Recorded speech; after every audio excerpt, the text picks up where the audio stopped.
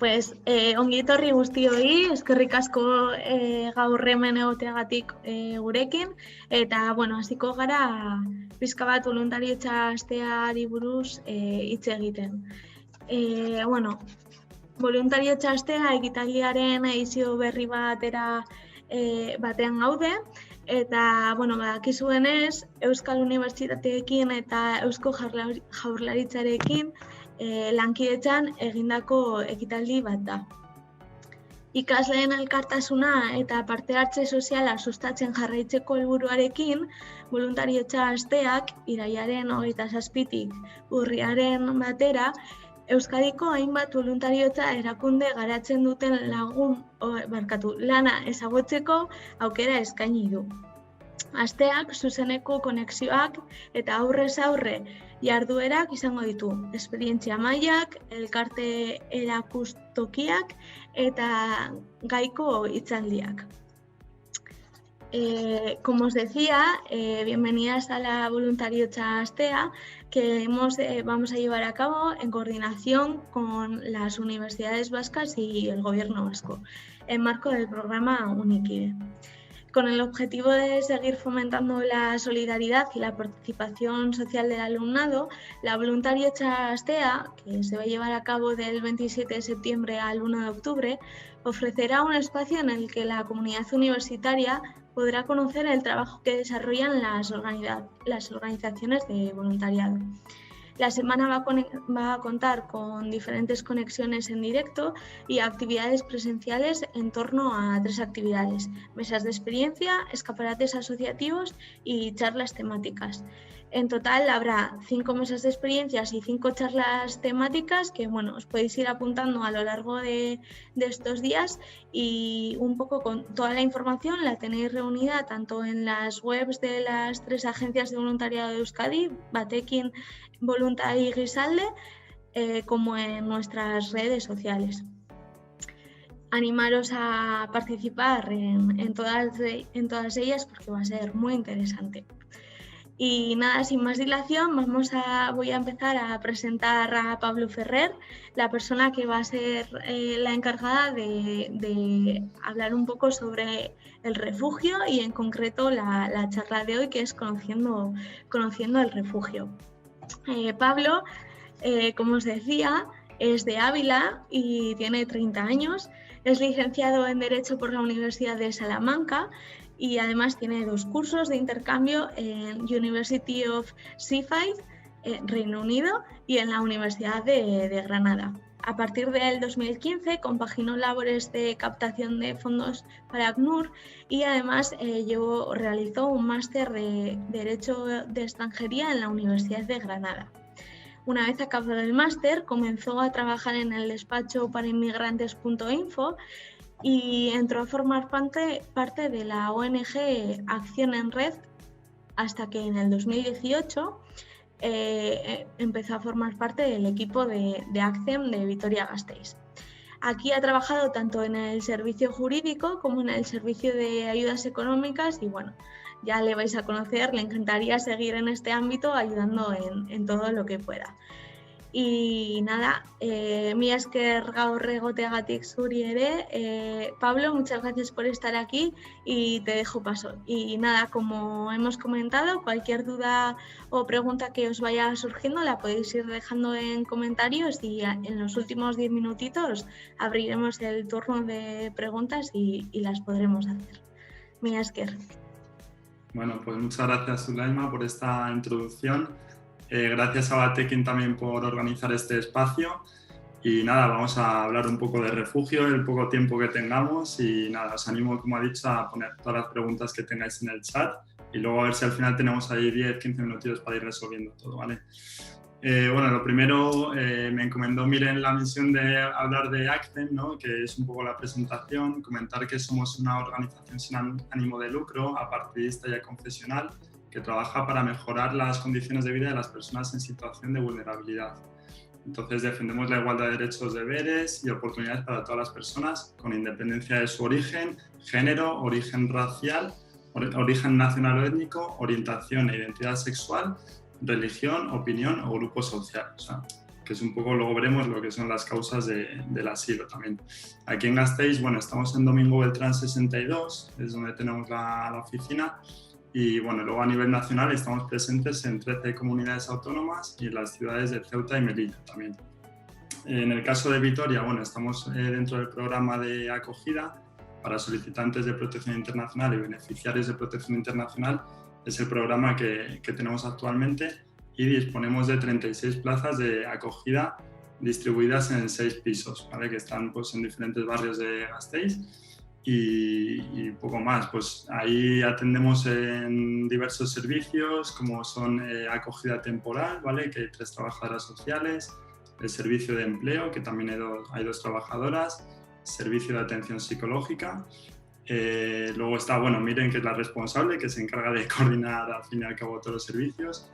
También hay el servicio de contabilidad, de aprendizaje del idioma, que pues, es súper importante, porque al final la mayoría de personas que atendemos no saben español. Y luego pues el servicio donde estoy yo, que es atención jurídica, ¿vale? Ahí llevo ya, pues, bueno, estuve primero un año y ahora otra vez en una segunda época. Y lo que nos encargamos un poco en este servicio es de intentar que los expedientes de asilo pues que estén lo más completos posibles, ¿vale? Para que las personas puedan tener más opciones para conseguir residencia aquí en España. Es importante destacar que no solo trabajamos con protección internacional, también, bueno, pues con todo tema de extranjería también podemos dar un cierto asesoramiento. Entonces, pues también es importante eso, que sepan este recurso que tenemos en ACCEM para que puedan preguntar y consultar cualquier tipo de duda que tengan en materia de extranjería, y ya nosotros nos encargaremos de derivar a otros servicios si lo vemos necesario, ¿vale? Entonces, bueno, vamos a hablar un poquito de lo que es la protección internacional. No sé si sabéis, pero bueno, al final una persona refugiada es una persona que ha huido de su país de origen, ¿vale? Y que huye por diversos motivos, ¿vale? Estos motivos suelen ser motivos de raza, religión, nacionalidad, opiniones políticas o pertenencia a un determinado grupo social, de género u orientación sexual. Lógicamente, al final hay muchas personas pues, que solicitan asilo sin que hayan huido por ninguno de estos motivos, ¿vale?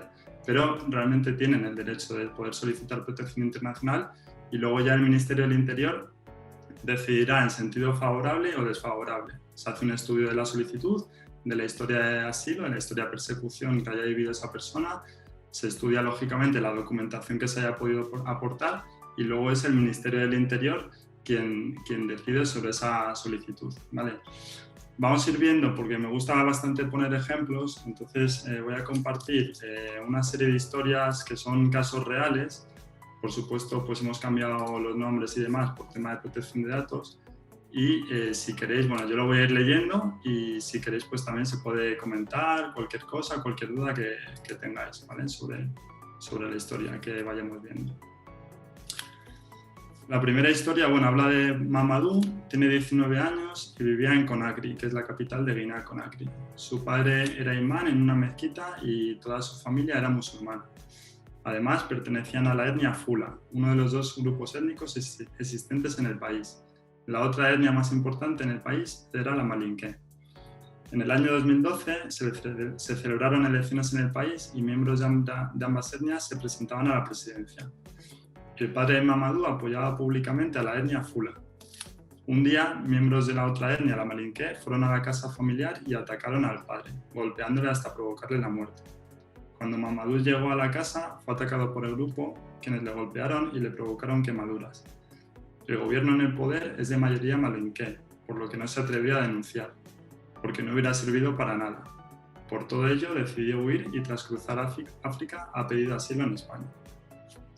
Bueno, la historia de Mamadou al final es la historia de otras muchas personas que al final en su país de origen hay diversas etnias y por motivos pues, de diferencias entre etnias, motivos políticos, culturales y demás, acaban sufriendo esa persecución, ¿no?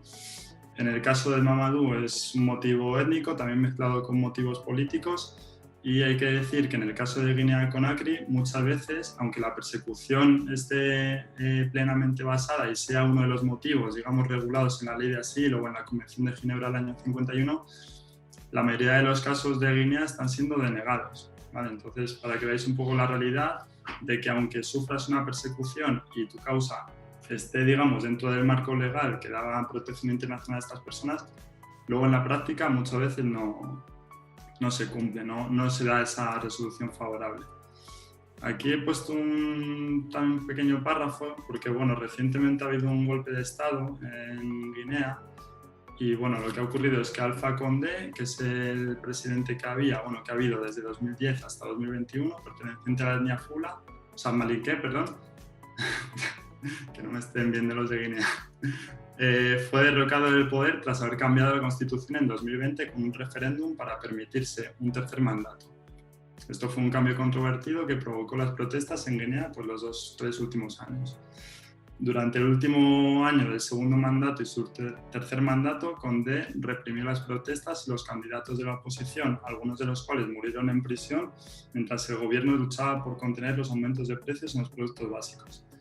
Y en agosto de 2021, en un intento de equilibrar el presupuesto, Guinea anunció aumentos de impuestos, recortó el gasto en la policía y el ejército y aumentó los fondos para la oficina del presidente y Asamblea Nacional.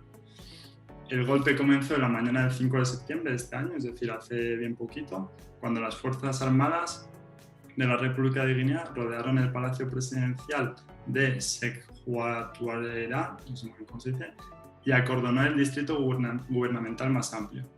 Después de un tiroteo con las fuerzas progubernamentales, los amotinados, que parecen estar dirigidos por el coronel Mamadi Doumbouya de las fuerzas especiales del país, tomaron como rehén al presidente Condé. Anunciaron la disolución del gobierno y sus instituciones, anularon la constitución y sellaron las fronteras. Eso ha ocurrido hace nada, como podéis ver, en septiembre, ¿vale?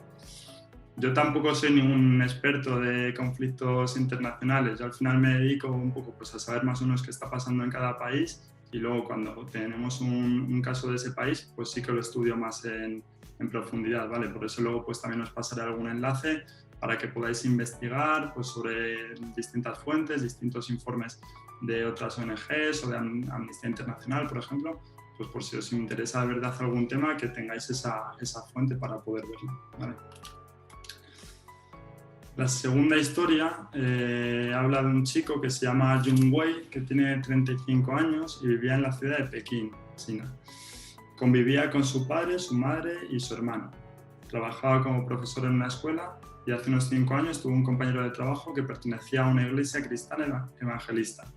Como consecuencia de ello, él también comenzó a profesar esa religión y a acudir a sus celebraciones. Hace un año, agentes de la policía y del ejército chino fueron a la iglesia y ordenaron su cierre, impidiéndoles realizar más celebraciones. Además, el Estado comenzó a detener a miembros de su iglesia y a encarcelarles sin poder tener abogado. Algunos fueron golpeados y torturados por parte de los propios agentes de policía. Finalmente, hace unos meses, China ha prohibido de manera formal que se practicara esa religión, y Jun Wei decidió entonces huir a España y pedir asilo.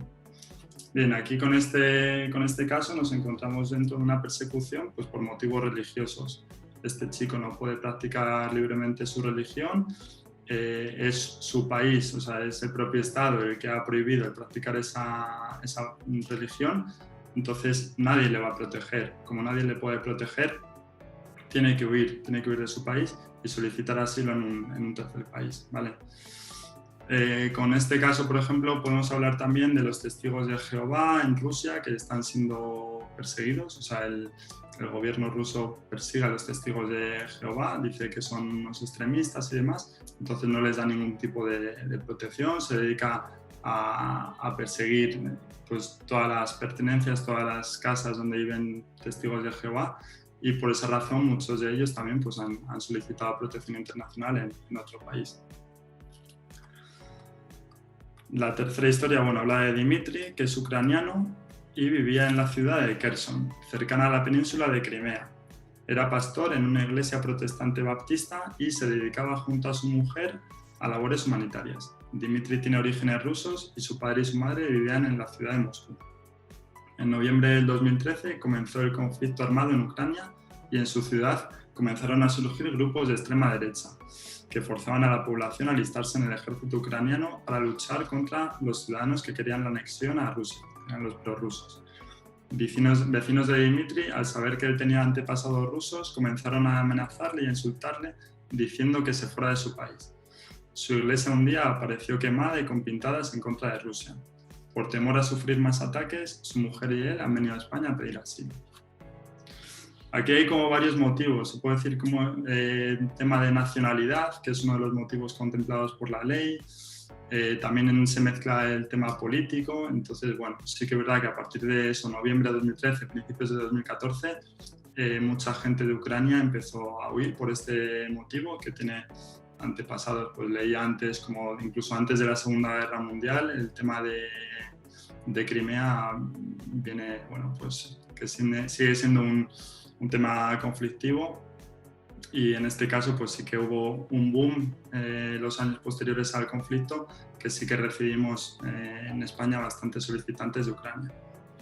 Como veis, son motivos muy diversos, historias muy diversas, que no son solo gente de África o gente de Sudamérica, no, al final puede ser de cualquier país del mundo donde se dé un problema, haya una persecución y no se dé protección a esa persona.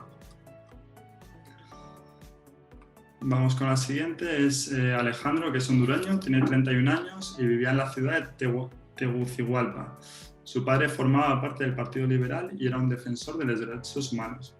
Como miembro del partido, participaba en actos en denuncia de los abusos policiales y de las torturas y agresiones que sufrían los jóvenes en la comunidad. En el año 2014, su padre fue secuestrado y pese a que Alejandro y sus hermanos y hermanas denunciaron los hechos, la policía nunca abrió una investigación.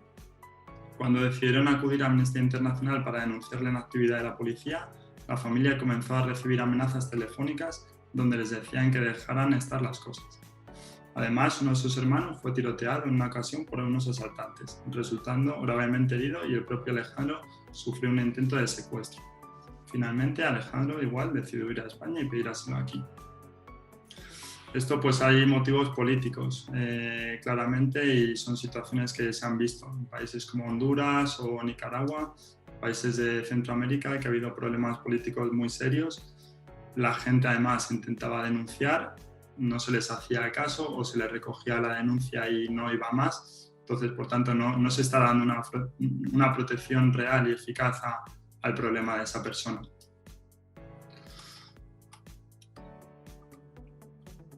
La quinta, bueno, habla de Andrés, que es salvadoreño, vivía en la ciudad de San Salvador. Estudió Derecho y trabajaba como abogado para un bufete pequeño. En su barrio se encuentra la Mara Salvatrucha, que es un grupo de personas que se dedica a amenazar, robar, extorsionar y agredir a la población de a pie. Para ir al trabajo, Andrés tenía que ir a un barrio controlado por la Mara 18, otra de las grandes pandillas del país. La Mara Salvatrucha comenzó a sospechar de Andrés, creyendo que estaba pasando información a la Mara rival al internarse en su barrio. Por ello comenzó a extorsionarle, pidiéndole $200 semanales a cambio de no agredirle ni a él ni a su familia.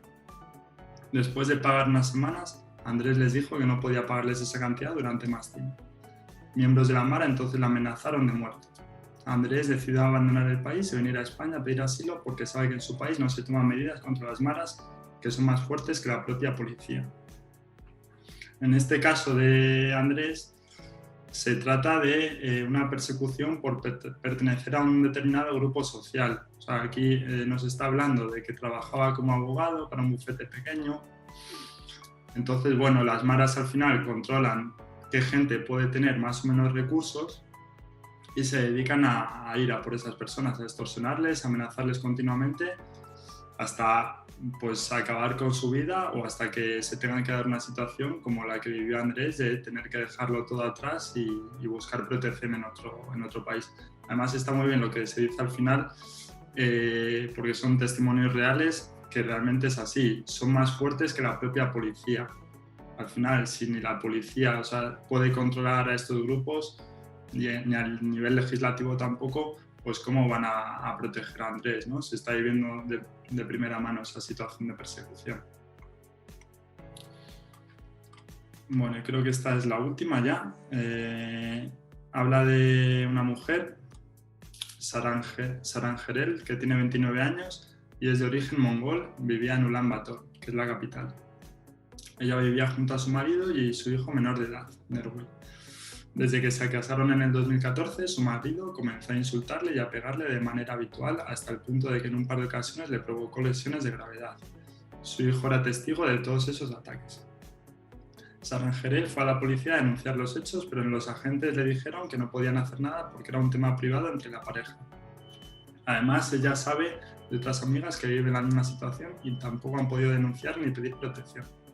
Después de aquello, Sarangerel no volvió a denunciar las agresiones y las soportó durante meses hasta que reunió el dinero necesario para poder pagar los billetes de avión para su hijo y para ella, y viajar a España a pedir asilo. Bueno, pues esto es una historia de género, ¿vale? Al final ha sufrido malos tratos, violencia de género. Su país tampoco le puede dar esa protección y a pesar de que nosotros aquí desde nuestro mundo podamos ver Mongolia como un país totalmente normal, que se respetan los derechos humanos o no tener ni idea, no tener ni siquiera una idea preconcebida de Mongolia, pero la realidad es que no se da ninguna protección a las mujeres en este tipo de casos y en el caso, por ejemplo, de Sarangerel, pues sí que se le llegó a dar protección internacional en España, ¿vale? por temas de género.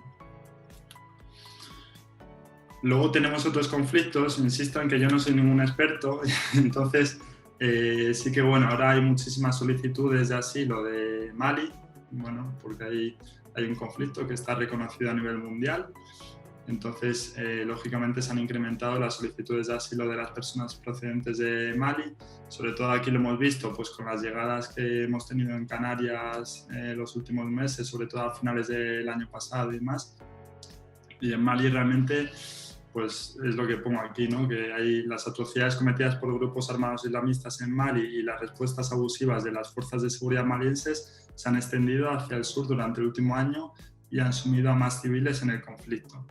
Los grupos islamistas han amenazado, violado y asesinado a civiles.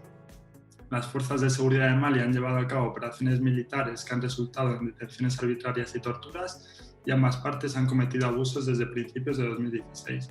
Los grupos armados islamistas utilizan regularmente reuniones públicas y mensajes de texto de teléfonos móviles para amenazar a la población local para que no colabore con el gobierno, las fuerzas francesas o la misión de paz de la ONU.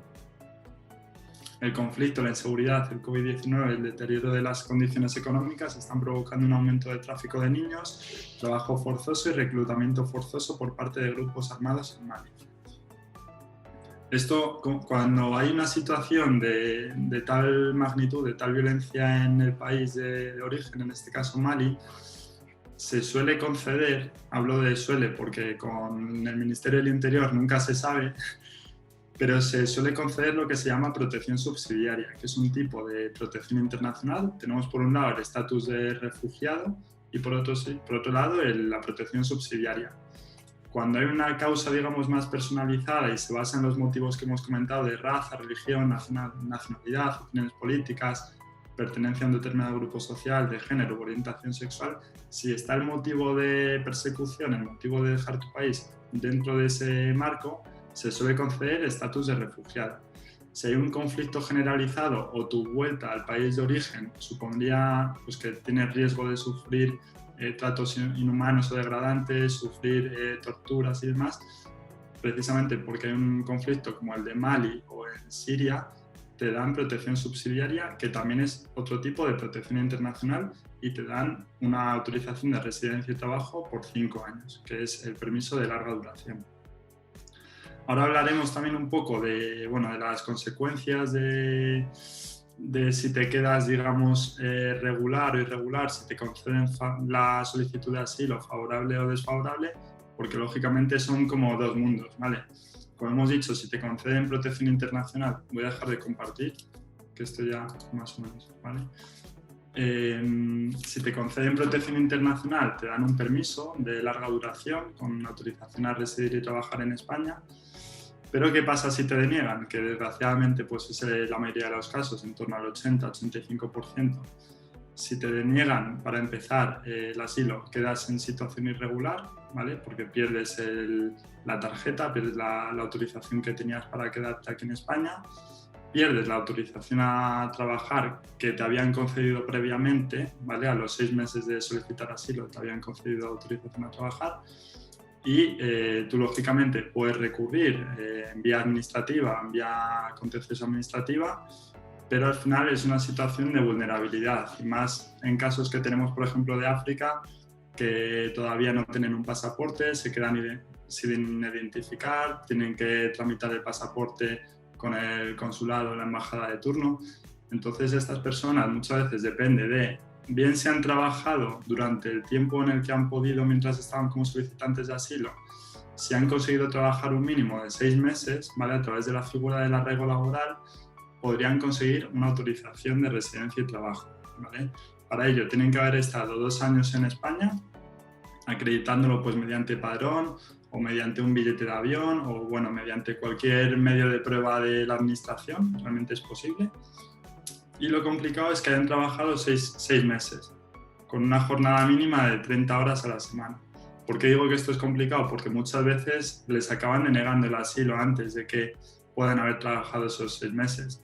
Si una persona solicita asilo, pongamos el 1 de enero de 2020, consigue la autorización a trabajar 6 meses después, ¿vale? Que sería el 1 de julio de 2020, para empezar, que no es fácil que esa persona que no sabe español consiga un empleo tan rápido. Que sabe español o no, pero bueno, estamos hablando, por ejemplo, de los casos de África, ¿no? De Mali, Argelia, Senegal, Marruecos, etc. Es muy difícil que consiga trabajo en tan poquito tiempo y luego es muy difícil que la solicitud se la resuelvan al año y medio o 2 años. Pues eso solía ocurrir antes, ahora están resolviendo en torno al año y poco. Tenemos casos que han resuelto incluso a los 4 o 5 meses antes de que consigan autorización a trabajar. Entonces, claro, no hay manera de que puedan regularizar la situación. Ahí habría que pasar al arraigo social, que necesitan 3 años de permanencia en España y contar con un contrato de trabajo de al menos 1 año. Que yo cuando tengo las reuniones con las personas se lo digo, sé que es muy difícil, ni siquiera yo he tenido contrato de 1 año, o sea, en toda mi vida. Entonces, claro, se quedan como diciendo, pues ¿cómo vamos a hacer? Pues tienen que hacer cursos, más cursos, más cursos, y al final pues ir metiéndose cada vez más en el mercado laboral para que les salga alguna opción, pero es realmente complicado. A todo esto tienen que conseguir documentación de su país de origen, por ejemplo, certificado de antecedentes penales, que no siempre es fácil, tiene que estar apostillado, legalizado, traducido, o sea, todo al final son costes y más costes. Y lo más difícil, sobre todo con el arraigo social, es conseguir ese contrato de trabajo de 1 año, o sea, porque muchos de ellos ni siquiera a lo mejor han podido trabajar mientras estaban con la solicitud de asilo. Entonces, bueno, pues nosotros les ayudamos, aunque hayan salido del programa, lógicamente les seguimos ayudando en ACCEM para que puedan completar su itinerario y finalmente pues que estén plenamente integrados a nivel social y laboral. Vale, son menos 25. Tengo más cosas, pero veo que no nos da tiempo. Entonces, sí que voy a poner un vídeo, porque, bueno, hablando también un poco del conflicto de Siria, se han cumplido recientemente 10 años desde que estalló la guerra civil y demás, y yo hay una reflexión que me gustó mucho de un periodista que se llama Mikel Ayestara, que es aquí del País Vasco, y voy a compartirlo porque habla un poco, bueno, pues de cómo nos afecta y la diferencia, ¿no? de que una cosa ocurra aquí o en el lugar de conflicto. Vale, aquí estamos. Esto, bueno, forma parte del Salvados que hicieron ya en 2015-2016. Lo hicieron en un campo de refugiados en Jordania, en Zaatari, y luego hicieron otras entrevistas y, bueno, os lo recomiendo, ¿vale? Si no lo habéis visto, pues aunque sea de hace 5 años, pero está muy bien para rememorar todo esto. No vemos la foto de ese niño de 5 años, Ailán, ahogado en una playa. Que no las tomen en Bruselas con cifras, números, estadísticas, que vengan.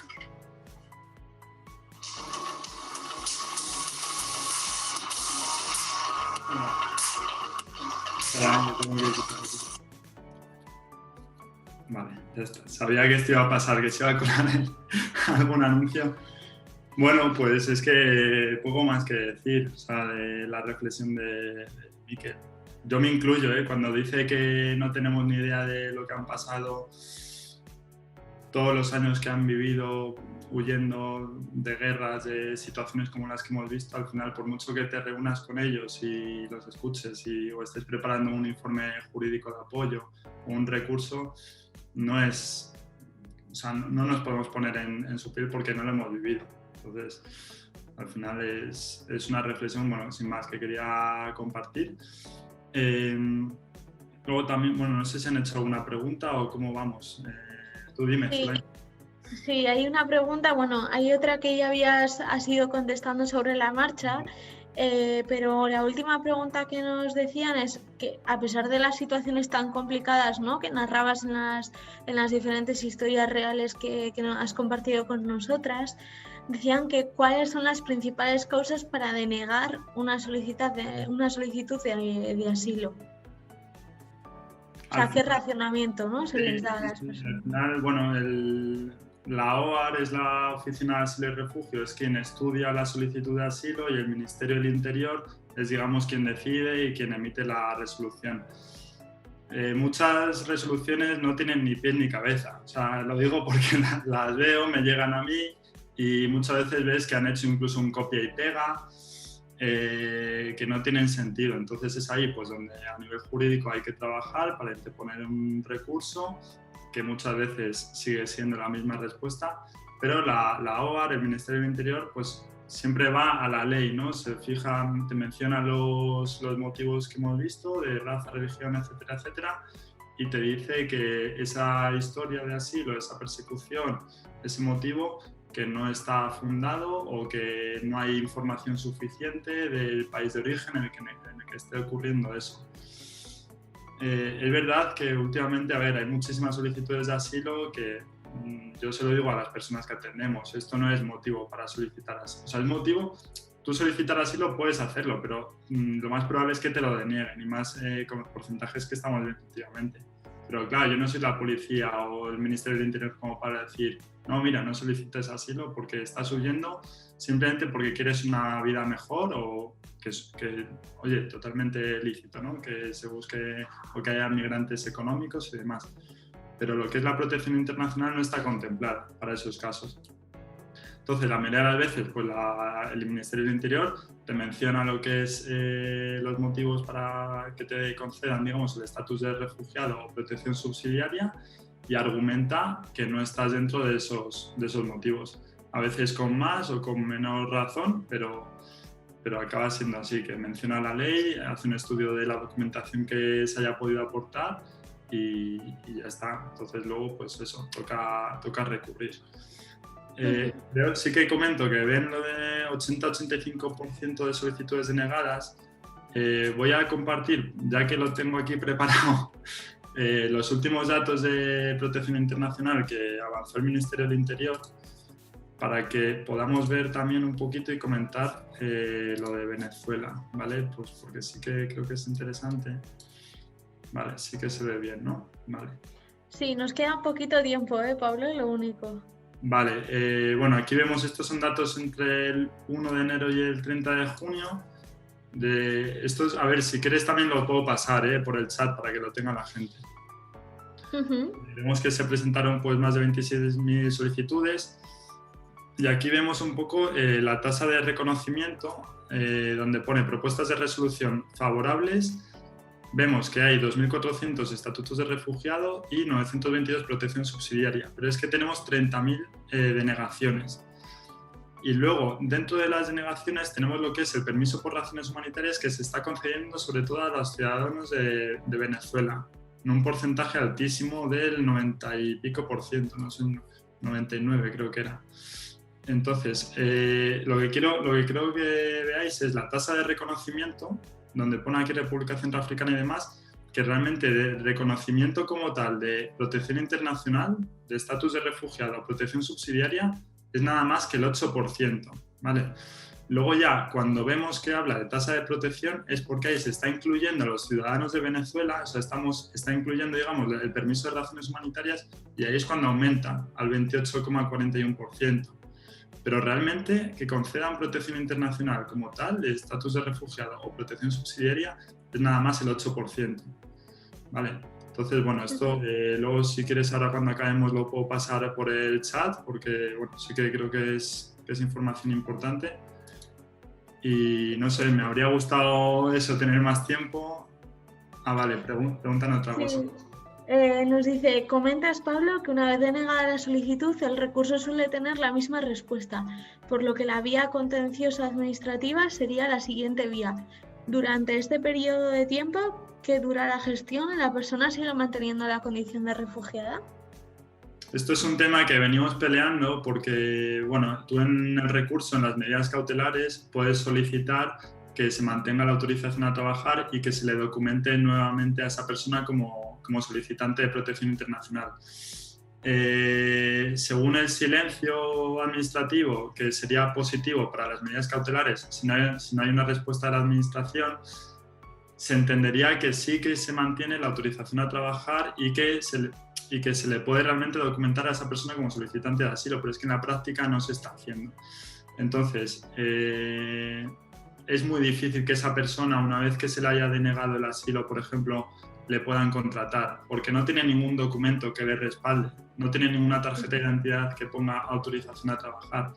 Sí, puede enseñar que tiene el recurso, que se ha presentado, que tiene unas medidas cautelares y es más, la OAR no estamos pidiendo últimamente a la Oficina de Asilo unos certificados como de silencio positivo para por lo menos poder mostrar eso y que la gente pueda ir con ese certificado de la Oficina de Asilo y decir, oye, mira, que tengo autorización a trabajar, aunque no tenga una tarjeta como solicitante de asilo, tengo autorización a trabajar. Entonces se mezclan muchas cosas, tenemos que hablar con empresas, recursos humanos y realmente es un poco esto por agotar las vías, pero la vía más sencilla, entre comillas, de que consigan residencia será el arraigo laboral, si han podido trabajar esos 6 meses y llevan 2 años, o el arraigo social para los que no hayan trabajado 6 meses y que cuenten con un contrato de trabajo o con una oferta de trabajo de al menos 1 año de duración, con una jornada mínima de 30 horas, cumpliendo con el salario mínimo interprofesional. O sea, es muy, muy complicado en función de también pues, el país, los recursos que tengas, las habilidades lingüísticas, es muy, muy complicado.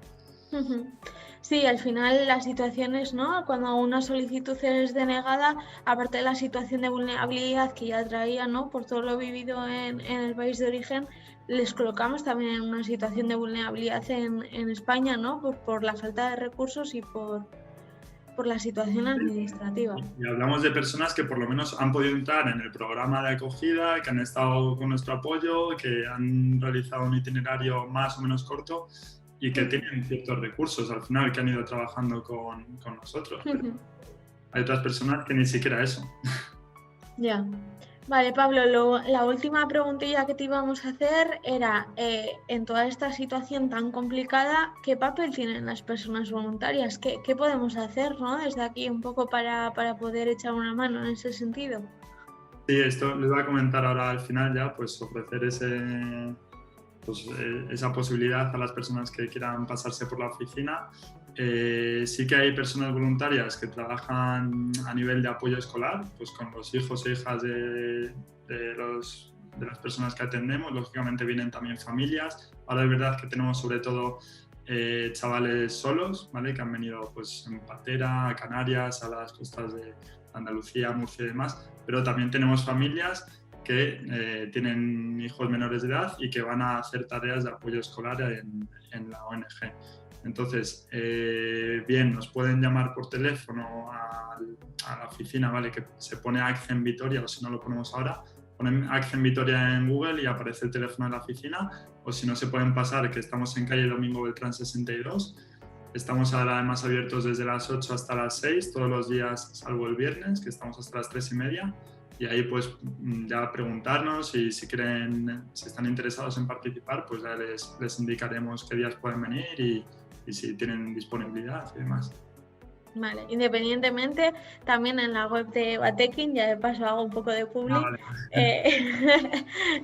tenemos recogida todas las demandas de voluntariado de ACCEM y nosotras también nos podríamos facilitar el contacto de Miren, que es un poco más la coordinadora y ella os recibirá encantada. Pues nada, mila esker, Pablo, mila esker gurekin egoteagatik.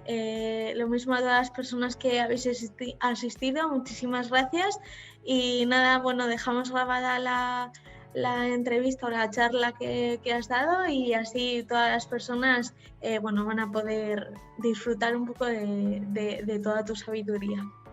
Nada, Así que nada. A todas las personas que estén interesadas en este tema, aunque no a lo mejor estén interesadas en hacer voluntariado, pero bueno, que se pasen, que nos conozcan. También tenemos estas magníficas camisetas en la oficina por si quieren adquirir alguna y colaborar de otra manera. Así que nada, muchas gracias y nos vemos en otra ocasión. Perfecto, mila esker. Y antes de que se me olvide, que ya se me olvidaba a mí también, comentaros que vamos a pasar ahora a una nueva conexión donde vamos a tratar una mesa de experiencias también sobre el tema de la migración y diferentes personas voluntarias van a estar contándonos su experiencia. Van a estar una persona de SOS Racismo, otra de CIAR Euskadi, otra de ADRA. Entonces, bueno, no dudéis en pasaros al siguiente link que os deja mi compañera por aquí por comentarios. Muchas gracias. Mila esker. Gracias. Hasta luego, Zulaima. Agur.